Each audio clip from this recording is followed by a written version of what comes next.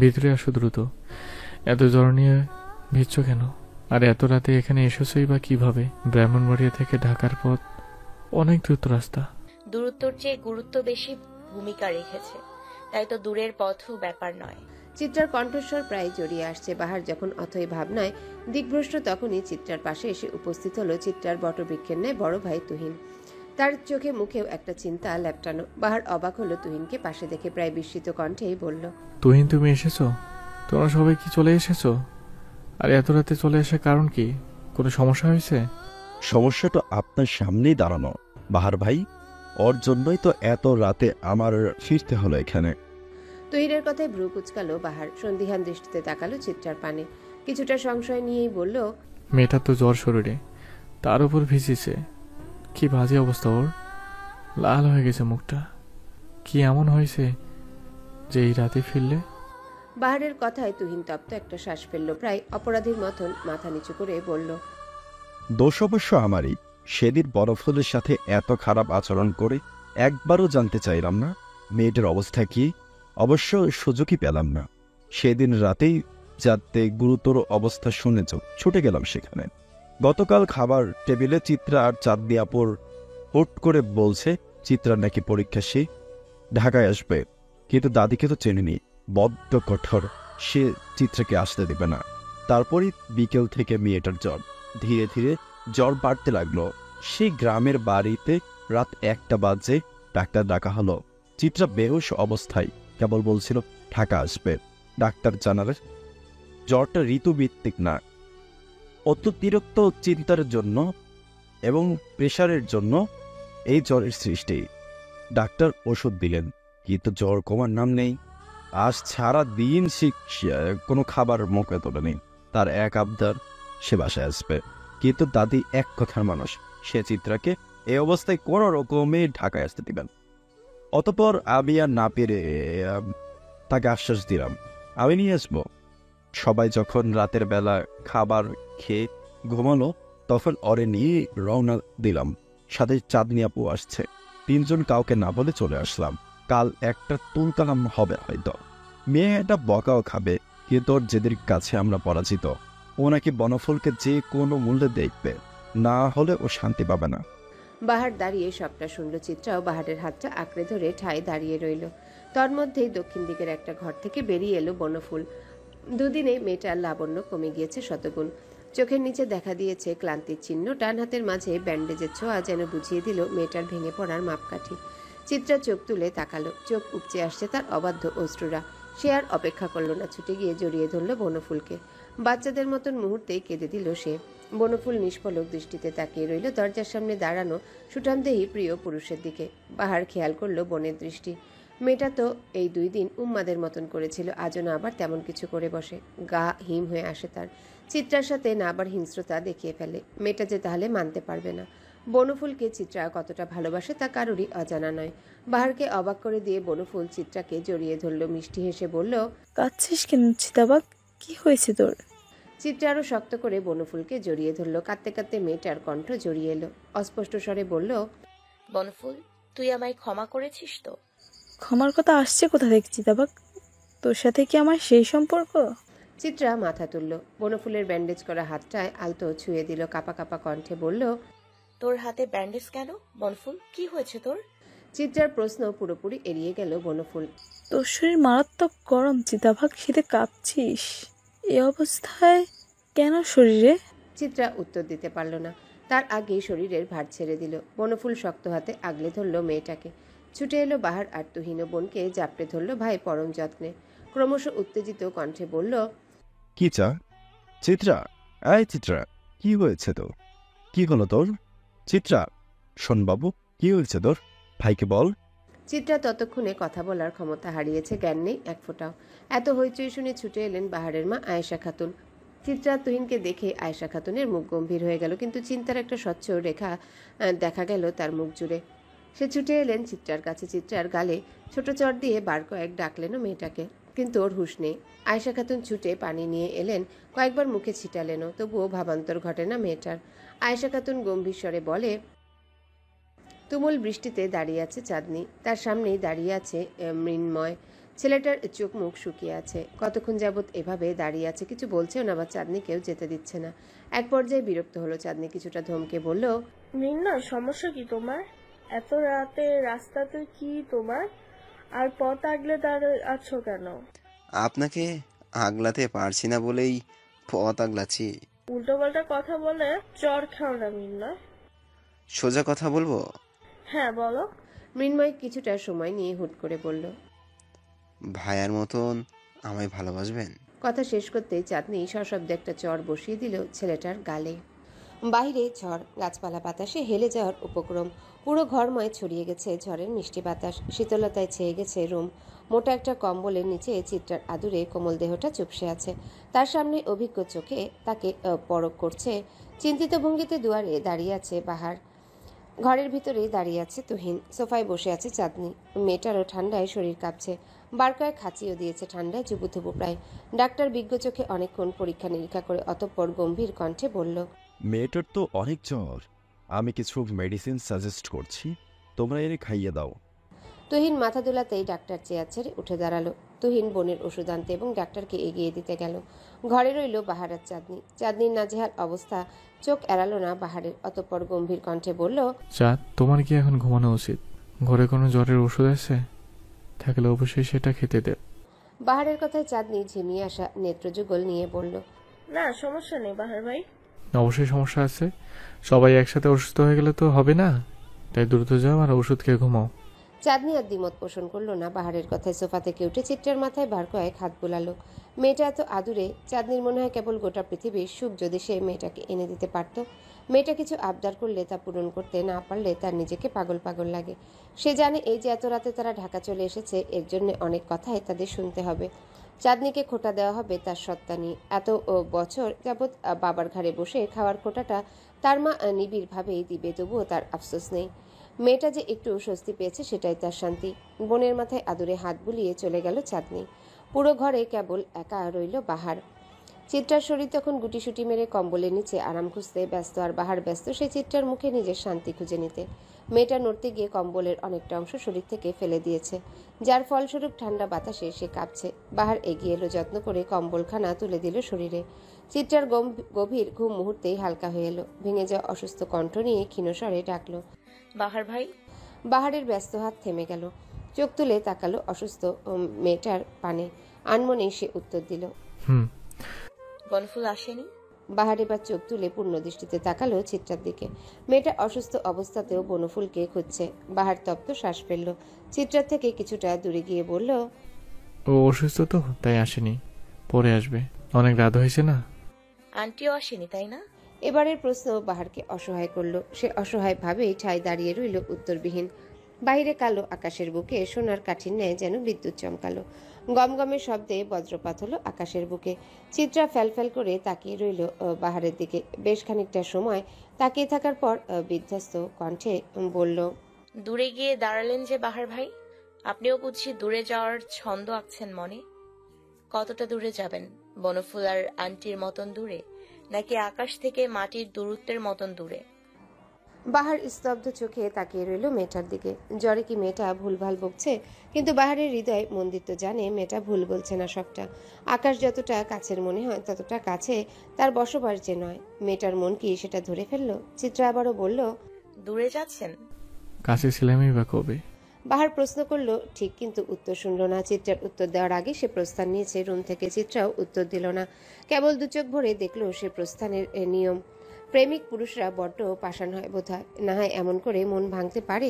বুক চিরে বেরিয়ে এলো দীর্ঘশ্বাস। চিত্রার ভীষণ কান্না পেল, কিন্তু কাঁদল না। এই কান্নাটা বাহার ভাইকে হারানোর ভয় নয়, কান্নাটা নিজের বন্ধুত্ব হারানোর ভয়ের। সে আজ অনুভব করেছে এতদিন বনফুলকে জড়িয়ে ধরলে আত্মার যে শীতলতা মিলত, আজ তা সে পায়নি। পরিচিত মুখ কোথাও একটা বড্ড অপরিচিত ঠেকল তার। প্রাণপ্রিয় বন্ধুত্ব হারানোর শোক চিত্রাকে আরেকটু নিস্তেজ করলো। অতঃপর সে আবার তলিয়ে গেল গভীর নিদ্রায়। পৃথিবীতে রাত অনেক আসে, কিন্তু কিছু কিছু রাত নিগার মন খারাপ শূন্যতা নিয়ে আসে। আজ চাঁদনির রাতটাও তেমন একটা রাতের অন্তর্ভুক্ত। চোখ ভর্তি ঘুম, অথচ মন ভর্তি এ বিষণ্ণতার লড়াইয়ে হেরে গেল ঘুম এবং জিতে গেল বিষণ্ণতা, যার ফলস্বরূপ সে জেগে রইল। দু চোখের পাতা এক করতে পারে না, কষ্ট হয় বুকে। চোখের সামনে যখন শাহাদাত এবং তার নববধূর সংসার ভেসে ওঠে তখন গোটা একটা পৃথিবী চাঁদনির কাছে অসহ্যকর লাগে। এই অনুভূতির বিশ্লেষণ করা যায় না, আর না কাউকে সংজ্ঞা দেওয়া যায় তার। কেবল বুকে বয়ে বেড়ানোই স্থায়ী। চাঁদনির মাথা ব্যথাকে দ্বিগুণ বাড়িয়ে তার বালিশের নিচে থাকা মোবাইলটা কেঁপে উঠল। ঝিম ধরার শব্দে ভারী হয়ে গেল চাঁদনির মাথা, অথচ ফোনটার থামারই নাম নেই। চাঁদনি আর না পেরে ফোনটা তুলল। রিসিভ করে কানে লাগাতে অপর পাশ থেকে একটা ব্যস্ত কণ্ঠ ভেসে এলো। ছাদে আসুন, আমি আপনাদের ছাদে। কথাটুকু বলেই সাথে সাথে কলটা বিচ্ছিন্ন করা হলো। চাঁদনি হতভম্ব নয়নে কতক্ষণ তাকিয়ে রইল। এত রাতে তাকে ছাদে ডাকছে, এই ছেলেটার সাহস কত বড়। চাঁদনির মন একরোখা হলো। চর খেয়েও যে ছেলে শিক্ষা হয়নি, লাজ লজ্জার মাথা খেয়ে আবারও ঘন্টা পেরোতে তাকে ছাদে ডাকছে যে ছেলে, সে ছেলের সাথে আর যাই হোক চাঁদনির কোনো সম্পর্ক নেই। চাঁদনি চোখ বন্ধ করলো। ঘুমানোর অনেক চেষ্টা চালালো। ক্ষণে ক্ষণে আকাশে তখন বজ্রপাত হচ্ছে, বিদ্যুৎ চমকাচ্ছে, নতুন ছন্দে চারিপাশ আলোকিত হয়ে যাচ্ছে। অনেকটা সময় চোখ বন্ধ করে রাখতে রাখতে চাঁদনির ঘুম এলো। বোধহয় 1 ঘন্টা সে ঘুমিয়েও নিল দীর্ঘিতায়, কিন্তু মনের খুঁতখুঁত সে ঘুমকে স্থায়ী হতে দিল না।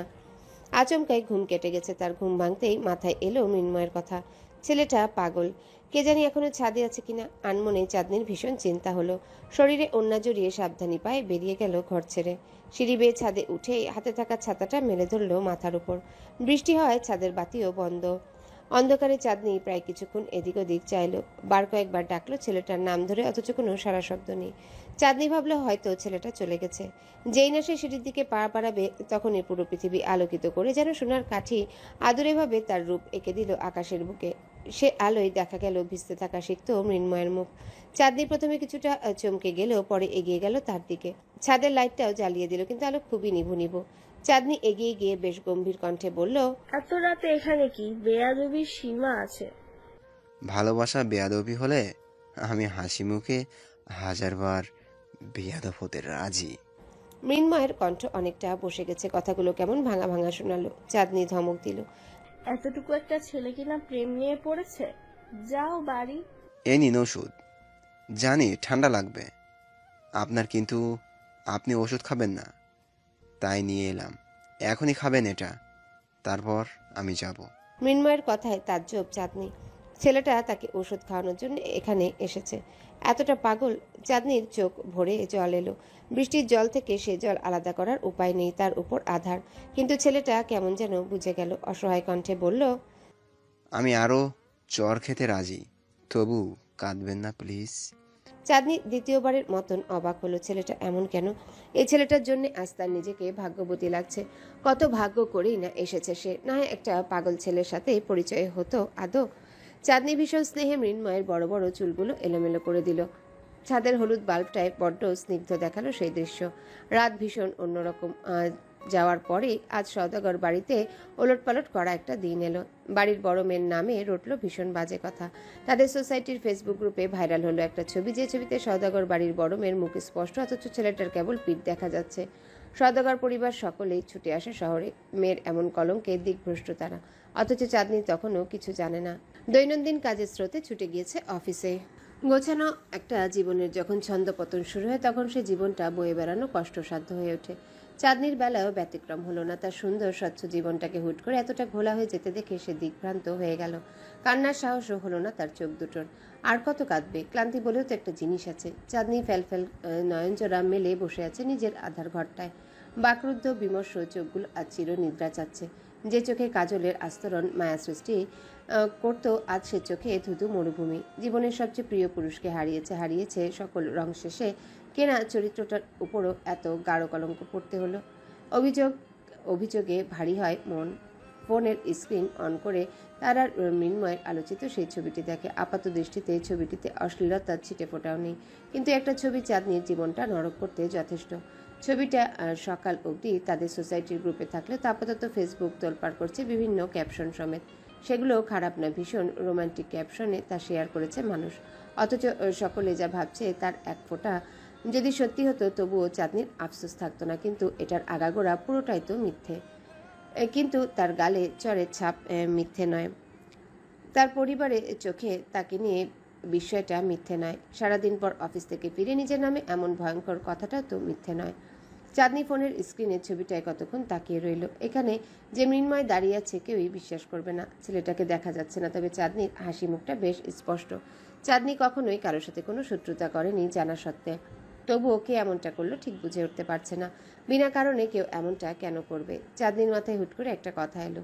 সবাই যেহেতু ছবিটা দেখেছে, তার মানে সবার মাঝে মৃন্ময়ও আছে। কিন্তু এমন একটা ছবি দেখার পরও ছেলেটা তার সাথে একটুও যোগাযোগ কেন করলো না?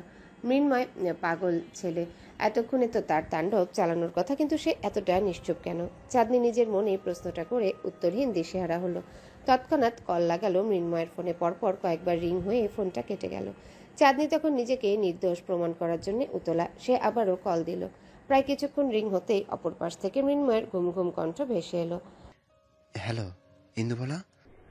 নির্ণয়, কোথায় তুমি? তোমার সঙ্গে জরুরি কথা আছে। কি কথা বলুন? তুমি কোথায় এখন? আমার সাথে দ্রুত দেখা করো, তোমার সাথে কথা আছে। তুমি কি কিছুই জানো না? কি জানার কথা আছে বলুন, হয়েছে কি? আমি তো মৃন্ময় বাকি কথা বলার আগেই কলটা বিচ্ছিন্ন হলো। চাঁদনি তখন উন্মাদ প্রায়। আবার ব্যস্ত গতিতে কল দিতেই অপর পাশ থেকে একটা নারী কণ্ঠ বলে উঠল, আপনার কলটি এই মুহূর্তে সংযোগ দেওয়া সম্ভব হচ্ছে না, কিছুক্ষণ পর আবারও ডায়াল করুন। চাঁদনির আর সহ্য হলো না এত লুকোচুরি, এত যন্ত্রণা। সে উঠে দাঁড়ালো, দ্রুত গিয়ে নিজের ফর্মাল পোশাকটা বদলে এলো। সাদা রঙের একটা জামা পরে বেরিয়ে গেল ঘর থেকে। সওদাগর বাড়ি তখন নিশ্চুপ। কিছুক্ষণ আগে সে বাড়ির উপর দিয়ে একটা ঝড় বয়ে গিয়ে ঠান্ডা করে দিয়েছে বাড়িটাকে। চাঁদনির বাবা আফজাল সওদাগর প্রায় অসুস্থ হয়ে গেছেন। চাঁদনির মা রোজা সওদাগর নিজের এত বড় মেয়ের গায়েও হাত তুলতে ভুলেননি। চাঁদনির দাদি অবশ্য চিত্রাকেও কথা শুনিয়েছেন, কি বিশ্রীভাবে দোষারোপ করেছেন। তার ভাষ্যমতে না চিত্রা গ্রাম থেকে শহরে আসার ইচ্ছা পোষণ করত, আর না এত কিছু হতো। ড্রয়িং রুমে কাউকে না পেয়ে সেই সুযোগে বেরিয়ে গেল চাঁদনি। আর রাত তখন 8টা বাজে। পথে ঘাটে পথচারী দেখা যাচ্ছে বেশ। চাঁদনি ওড়না দিয়ে মুখ ঢেকে ফেললো, যদি কেউ তাকে আবার কথা শোনায় সেই ভয়। চাঁদনি অনেকটা লুকিয়ে মৃন্ময়দের বাড়িতে উপস্থিত হলো। সংশয় তার বুক কাঁপছে। কলিং বেলটা বাজাবে কিনা ভেবে সে ক্লান্ত, তবুও মনের সাহস সঞ্চয় করে বলল, দাঁত মুখ খিচে বাজিয়ে ফেললো কলিং বেল। কলিং বেল বাজানোর সেকেন্ড পেরোতে দরজা খুলে দিল বাড়ির নতুন বউ। মেয়েটা চাঁদনিকে চিনতে সময় ব্যয় করলো না। চাঁদনিকে দেখে আহ্লাদে আটখানি হয়ে বলল, আরে আপু, আসুন না ভেতরে, আপনাকে দেখাই যায় না। আজ কি মনে করে এলেন? আল্লাহ, ভেতরে আসুন না। চাঁদনি চোরা চোখে এদিক সেদিক তাকিয়ে ফিসফিস করে বলল, আঙ্কেল আন্টি কেউ বাসায় নেই? না তো, ওরা একটু গ্রামের বাড়িতে গিয়েছে। নির্ণয় আর শাহাদাত কোথায়? ভাইয়া তো বন্ধুদের সাথে ট্যুরে গেছেন, আর উনি অফিস থেকে এখনো আসেননি। চাঁদনির মাথায় যেন বজ্রপাত হলো। মৃন্ময় শহরে নেই মানে চাঁদনির এই সময়টা আরো ভয়াবহ হয়ে যাবে। এটা ভাবতেই চাঁদনির মাথা ঘুরিয়ে উঠল। তার উপর সারাদিন না খাওয়া। নীলা হয়তো বুঝলো চাঁদনির অবস্থা, চিন্তিত কণ্ঠে বলল, আপু, আপনি কি অসুস্থ? না না নীলা, তেমন কিছু না। আসুন না আপু, এসে একটু বসুন। চাঁদনি তাকালো নীলার পানে। মেয়েটা এত স্বাভাবিক ব্যবহার কিভাবে করছে তার সাথে? মেয়েটা কি চাঁদনির ভাইরাল হওয়া ছবিটা দেখেনি? হয়তো দেখেনি। দেখলে নিশ্চয়ই এত ভালো আচরণ করতো না, নিশ্চয়ই ঠেস দিয়ে কিছু বলতো। চাঁদনির ভাবনার মাঝেই নীলা আবারও বলল, আসুন না আপু, এসে একটু বসুন, আপনাকে ক্লান্ত দেখাচ্ছে অনেক। না নীলা, দরজাটা আটকে দাও, আমার একটু কাজ আছে, পরে আসবো। কথাটা শেষ করে চাঁদনি পা আগালো পথের দিকে। পেছন থেকে নীলার আশ্বাস ভরা কণ্ঠ ভেসে এলো, আপনাকে আমি অনেক বিশ্বাস করি আপু। আপনি এমন একটা মানুষ যাকে দেখলেই মনে হয় পবিত্রতা শব্দটা কেবল আপনার জন্য সৃষ্টি। আমি কখনোই আপনার সম্পর্কে উল্টাপাল্টা ভাবতে পারি না। সেখানে এসব ছবি দেখে আপনার ভেঙে যাওয়া মোটেও মানায় না। চাঁদনি অবাক চোখে ঘুরে দাঁড়ালো। নীলা এই মেয়েটার মুখে মিষ্টি হাসির রেখা। চাঁদনি যেন ছোট এই কথাগুলোর মাঝে বিরাট ভরসা খুঁজে পেল। এই হাসিটা কোথাও একটা তাকে আবার নতুন করে উঠে দাঁড়ানোর শক্তি দিল। মেয়েটার সাথে তার পরিচয় খুবই সীমিত সময়, কিন্তু তবুও মেয়েটা কত বিশ্বাস করেছে তাকে। অথচ তার নিজের মা, যে তাকে 10 মাস গর্ভে আর এত বছর হৃদয়ে ধারণ করেছে, সেই মাই কেন ভুল বুঝত? আহারে জীবন। বাইরে বাতাস, ঝিরিঝিরি বৃষ্টিও পড়ছে। সেই বৃষ্টিতে প্রায় কাক ভেজা হয়ে চিত্রাকে পড়াতে এসেছে বাহার। মেয়েটা জুবুথুবু হয়ে শুয়ে আছে বিছানায়। জ্বরটা বোধহয় কমেনি। বাহার এসে রাশভারী কণ্ঠে ডাক দিল, চিত্রা। চিত্রা আধো আধো চোখে তাকালো। অসুস্থ কণ্ঠ বলল, আজ পড়াবেন? পড়াতেই তো এলাম, পড়বে না? বাড়ির পরিস্থিতি খারাপ, জানেন না? চাঁদনি আপার কি হয়েছে? কি হয়েছে? আপার ছবি তো ফেসবুকে ভাইরাল হয়ে গেছে। তো বাহারের ভাবলেশীন উত্তরে চিত্রা ভ্রু কুচকালো, অবাক কণ্ঠে বলল, আপনি তো বলছেন কেন? এটা নিয়ে বাড়িতে অনেক ঝামেলা হয়েছে। তোমাদের বাড়ির মানুষগুলোর এক একটা মগজ ছাড়া। ছবিটা তো আমি এমন কিছু দেখিনি। চাঁদনি একটা ছেলের চুল এলোমেলো করে দিচ্ছে, স্বাভাবিক একটা ছবি। বন্ধু কিংবা ভাইয়ের মাথায়ও এমনি হাত বলে মানুষ, তাই বলে এত হাউ হতাশ করতে হবে? তোমরা কি ভাত খাও না ভুসি? বাহারের কথা যুক্তিযুক্ত ছিল, কিন্তু তা সহ্য হলো না নুরুল সওদাগরের। দরজায় দাঁড়িয়ে একটা হুঙ্কার দিয়ে উঠল, বেয়াদব ছেলে, আমরা বসি খাই? সেটা আমি কিভাবে জানবো? আমি কি আপনাদের ভুসি কিনে দিয়ে যাই? কিন্তু আপনাদের মাথা থেকে বের হওয়া কবরমার্কা বুদ্ধি দেখে বুঝতে অসুবিধা হবে না যে আপনারা কি খান। নুরুল সওদাগর তেড়ে এলেন, থমকে বললেন, রাস্কেল। শালা ভালোর কোনো জামানায় রইল না। ভালো কথা বললেও মানুষ খেকিয়ে ওঠে। নুরুল সওদাগর এবার রেগে বাহারকে ধাক্কা দিল। অনাকাঙ্ক্ষিত ধাক্কায় ছেলেটা দুটো পা পিছিয়ে গেলেও ঠোঁটে ঝুলানো হাসি ছিল মুচকি। চিত্রা দুর্বল শরীরটা নিয়ে দ্রুত উঠে বসলো। তার ভয় হচ্ছে এখানে কিছু উল্টাপাল্টা না হয়ে যায়। কিন্তু চিত্রাকে অবাক করে দিয়ে বাহার মুচকি হেসে বলল, আপনার শরীরে তো ভালোই জোর আছে, সেজন্যই তো বলি সার লাথি দিলে মানুষের হাড় ভাঙে কেন? ভুসির অনেক ক্ষমতা। বাহারের উদ্দেশ্য ছিল নুরুল সওদাগরকে খেপানো, আর সেই লক্ষ্যে এসে সক্ষম হলো। নুরুল সওদাগর যখন রেগে চিৎকার দিলেন, বাহার তখন হেলে দুলে ঘর ছেড়ে বেরিয়ে গেল। চিত্রা অসহায় চোখ দেখে সেটা দেখল কেবল। গত দুদিন যাবৎ প্রকৃতি প্রায় মন খারাপের রূপ নিয়ে আছে। ক্ষণে ক্ষণে বৃষ্টি হয়, আবার কিছুটা বিরতি নেয়, তারপর আবার অঝোর ধারায় ঝরে। মানুষের প্রাত্যহিক জীবনযাপনে কিছুটা মিলেছে বিশ্রাম। অনেকে বৃষ্টি দেখে স্কুলে যাচ্ছে না, কলেজে যাচ্ছে না, কেউ বা নিয়েছে কর্মক্ষেত্র থেকে ছুটি। আবার যাদের পেট চালানোর জন্য সবসময় পরিশ্রম করতে হয়, তাদের এখন রিক্সা নিয়ে রাস্তার কোণে ভিজতে থাকা ছাড়া উপায় নেই। বৃষ্টি ও ধনী গরিবের পার্থক্য বুঝে, তাই তো কেউ তাকে পেয়ে খুশি, আর কেউ তার যন্ত্রণায় পেটে ক্ষুধা আর মনে আশা নিয়ে বসে আছে। এই বুঝি রোজগার করতে পারবে কিছু। সেই বৃষ্টি ভেজে এক অবসাদগ্রস্ত দিনে ওই ঘর ছেড়ে বেরিয়েছে। কর্দমাক্ত রাস্তা তাকে প্রায় নাজেহাল করেছে। তার উপর কোনো রিক্সা খুঁজে পাওয়া যাচ্ছে না, কোনো গাড়িতে সিট খালি নেই। অথচ তার আজ গুরুত্বপূর্ণ একটা পরীক্ষা দিতেই হবে তাকে। সাইকোলজির স্টুডেন্ট হয়ে বড় বিপাকেই পড়েছে। পড়াশোনা এত কষ্ট জানলে খুব সাদামাটা একটা বিষয় নিয়ে পড়তো না হয়। ওহি তার হাতের ঘড়িতে চোখ বুলিয়ে সময় দেখে নিল। সকাল 7:30 বাজছে, 10টায় পরীক্ষা। বাসা থেকে ভার্সিটির দূরত্ব অনেক, তার উপর বৃষ্টি। সে হিসেব করে একটু আগে বের হয়েছে, কিন্তু তাও বৃষ্টির জন্য কোনো লাভই হচ্ছে না। আকাশের রঙও ভীষণ ধোঁয়াশা। সময়টা সকাল 7টা, ও মনে না হয়ে যেন মনে হচ্ছে সন্ধ্যা 7টা। সময় নিজ গতিতে বয়ে যাচ্ছে, অথচ দাঁড়িয়ে থাকা ছাড়া তার আর কিছুই করার নেই। হাতের ছাতাটা বৃষ্টির ভার বোধ আর বহন করতে পারছে না। বাতাসের ছাটে বেশ খানিকটা ভিজেও গেছে সে। জামার হাতাটা ছোট হওয়ার হাত ভিজে গেছে, যার ফলস্বরূপ ভীষণ ঠান্ডাও লাগছে। তন্মধ্যে একটা বাস ছুটে আসতে দেখে ওই ব্যস্ত ভঙ্গিতে হাত বাড়ালো। দ্রুত ছুটে গেল বাসটার দিকে। বাসটার গতি ধীর হলেও থেমে গেল না। সেই আদর ছুটন্ত বাসে প্রায় যুদ্ধ করে উঠে দাঁড়ালো ওহি। বাস দেখে ছাতা বন্ধ করে দিয়েছিল, যার কল্যাণে তার শরীর এখন পুরো ভিজে একাকার। ওহি বিরক্ত দৃষ্টিতে বাসের এধার থেকে ওধার চোখ ঘুরিয়ে নিল, একটু বসতে চাওয়ার আশা নিয়ে, এবং তার ভাগ্যের সুদৃষ্টিতে সে একটা সিটও পেয়ে গেল। যেই দ্রুত ছুটে গিয়ে বসতে নিবে, ঠিক তখনই পরিচিত পুরুষ মুখমণ্ডলটা তার দৃষ্টিগোচর হলো। সে অবাক কণ্ঠে বলল, হুমুর। নওশাদ আশ্চর্য ভঙ্গিতে চোখ উঠিয়ে চাইল ওহির পানে। সেও অবাক কণ্ঠে বলল, আইসক্রিম আন্টি রে, তা আজ তো হুমুর আইসক্রিম লাগবে না, কিন্তু তবু আন্টির দেখা মিলল যে। ওহি মুচকি হেসে নওশাদের পাশের সিটে বসলো। ক্লান্ত ভঙ্গিতে বলল, আর বলবেন না, হুমু তো প্রায় আপনার কথা বলে, তাই আইতকিরিম আন্টি বলে কথা। কিন্তু আমরা তো হুটহাট দেখা হওয়া মানুষ, সেটা ওকে কিভাবে বলি বলুন তো? আচ্ছা, তা আপনার কি পরীক্ষা, কোন ডিপার্টমেন্ট, কোন ইয়ার? নওশাদ চোখ বড় বড় করে চাইল, অবাক কণ্ঠে বলল, 3rd ইয়ার। বোঝা যায় না, ছোট লাগে। তা সাইকোলজি স্টুডেন্ট। আমি কিন্তু বেশি ইন্টারেস্টেড এই বিষয়টা নিয়ে। তা আপনি মানুষ পড়তে পারেন? নওশাদের প্রশ্নে হাসল ওহি, ঘাড় ঘুরিয়ে বলল, কিন্তু আমার জানা মতে আইসক্রিম আন্টি সবই বোধহয় পারবে। চাঁদনি আজ কয়েকদিন যাবৎ অফিসে যায় না, লজ্জায় ঘরের বাইরেও তেমন যায় না। ফোন, সোশ্যাল মিডিয়াতেও সে অ্যাক্টিভ নয়। যেন দুনিয়া থেকে নিজেকে আড়াল করার সর্বোচ্চ চেষ্টা সে করেছে, কিন্তু আজ বৃষ্টি তার ভেতরটা তৃষ্ণার্ত করেছে। আজ ভিজতে ভীষণ ইচ্ছে করছে তার। ভিজে অজানা গন্তব্যে হারিয়ে যাওয়ার ইচ্ছে করছে। যেমন ভাবনা তেমন কাজ। চাঁদনি আলগোছে শরীরের জামাটা পাল্টে নেয়, টাকার ব্যাগটা নিয়ে বেরিয়ে যায় ঘর ছেড়ে। সকাল হওয়ায় রোজা সওদাগর আর অবনী বেগম রান্নাঘরে ব্যস্ত, তার উপর বাহিরে বৃষ্টি। বাড়িতে তুহিনও আছে, বৃষ্টি বলে সে বের হয়নি। সকলে নিজ নিজ কাজে ব্যস্ত। চাঁদনি বেশ আড়াল হয়ে বেরিয়ে গেল। খুব দ্রুতই সে বৃষ্টির ছাট নিয়েও এলাকা ছেড়ে বেরোলো। এতক্ষণ মুখে ওড়না দিয়ে ঘোমটা জড়ানো থাকলেও এলাকা ছেড়ে বেরোতেই ঘোমটাখানা ছাড়িয়ে দেয়। খোলা রাস্তায় প্রাণ ভরে শ্বাস নেয়, বুক ভরে যায় তৃপ্তিতে। আহা, জীবনটা কতটাই নির্মল। মাটির ভিজে গন্ধে তার শরীর তাজা হয়ে ওঠে। মন খারাপ যেন নিমিষেই হারিয়ে যায়। তন্মধ্যেই পেছন থেকে তার এককালীন প্রিয় পুরুষের কণ্ঠ ভেসে আসে। চাঁদনি থমকে যায়। বৃষ্টির এমন তুমুল নৃত্যে চোখ মেলে থাকাটা দায় হয়ে যায়, তবুও সে তাকায়। শাহাদাতের ছাতার নিচে গম্ভীর মুখটা দৃষ্টিগোচর হয়।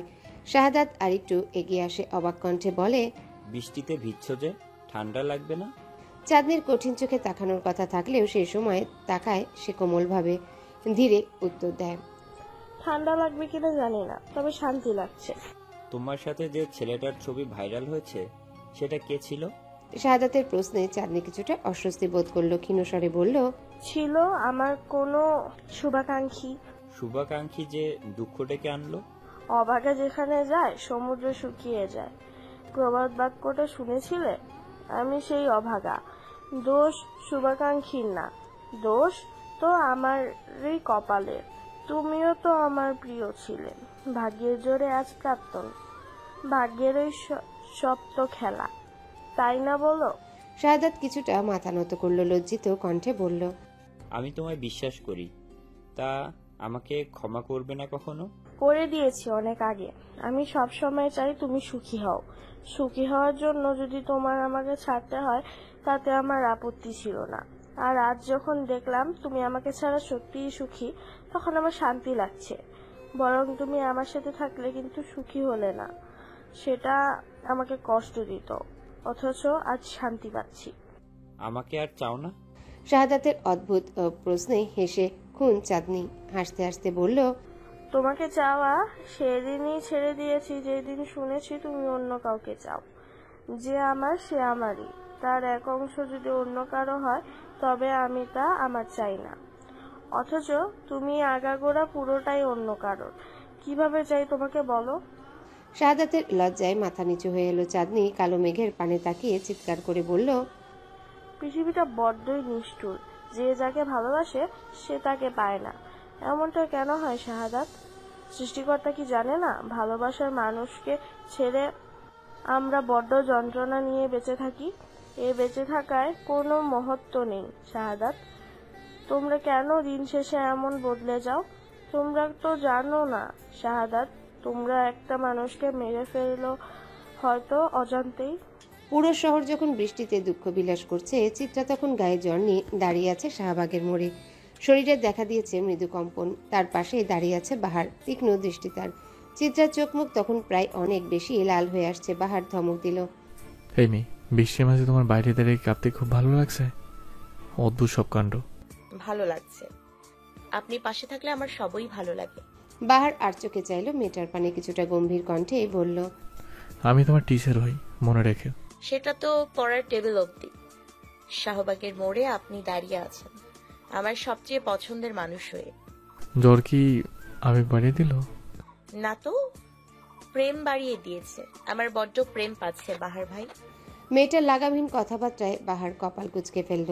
চিত্রার কিছুটা কাছে গিয়ে কপালে হাত রাখলো। না, জ্বর তো ততটা বাড়েনি, তবে শরীর মোটামুটি ভালোই গরম, কিন্তু উল্টোপাল্টা বকার মতন অবস্থা হয়নি। তবে মেয়েটা ইচ্ছাকৃত এসব বলছে বাহারকে লজ্জা দেওয়ার উদ্দেশ্যে। চিত্রা ততক্ষণে বাহারের হাতটা চেপে ধরল, ফিসফিস করে বলল, জ্বরটা শরীরের নয় মনের, একটু উষ্ণতা চাচ্ছে মন। বাহার হাতটা ছাড়িয়ে নিল, পকেট থেকে সিগারেট বের করলো, সিগারেটে ফুঁক দিয়ে বলল, পৃথিবীর সবচেয়ে মিষ্টি অনুভূতি কি জানো রণাঙ্গনা? চিত্রার চোখ উল্টে তাকালো, মন খারাপ নিয়ে বলল, কি বাহার ভাই? প্রেমিকার ঠোঁটে চুমু। বাহারের লাগামহীন কথায় চিত্রা হতভম্ব। সে বাহারকে অবাক করতে চেয়েছিল, কিন্তু বাহার নিজেই এমন কথা বলবে তা যেন সে ভাবতেও পারেনি। বিস্মিত কণ্ঠে বলল, বাহার ভাই। বাহার উচ্চস্বরে হেসে দিল। চিত্রার বেশ খানিকটা কাছে এসে জড়িয়ে ধরল মেয়েটা কোমরটা। ঘোরগ্রস্তের মতন বলল, আগুনের সংস্পর্শে এলে মোম গলে, আর প্রেমিকার সংস্পর্শে এলে প্রেমিক গলবে না তো কি করে হয়? রণাঙ্গনা, আমি তো প্রেমিক হতে চাই। পৃথিবীর সবচেয়ে মিষ্টি অনুভূতি আমারও তো পেতে ইচ্ছে করে। সওদাগর বাড়ির মিলন মেলা যেখানে হয় সেটা হলো তাদের খাবার টেবিল। রাত হলেই বাড়ির প্রত্যেকটা মানুষ সেই মিলন টেবিলে উপস্থিত হয়। ছোট বড় সকলেই একসাথে বসে খাবার খায়। আজও তার ব্যতিক্রম হলো না। সকলেই খাবার খেতে বসলো একসাথে। বাড়ির মহিলারা সকলকে খাবার পরিবেশন করছে। অন্যান্য দিনের মতন আজকের দিনটা উৎসব মুখর না, থমথমে একটা ভাব বিরাজমান।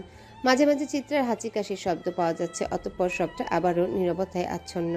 চামচের টুংটাং শব্দ হচ্ছে। সকলের মনোযোগ খাবার খাওয়ায়, যেন মনোযোগ সরলেই বিরাট সমস্যা হয়ে যাবে। খাবার পথে চিত্রা আবারও হাঁচি দিল। জ্বরে মেয়েটা নাজেহাল অবস্থা।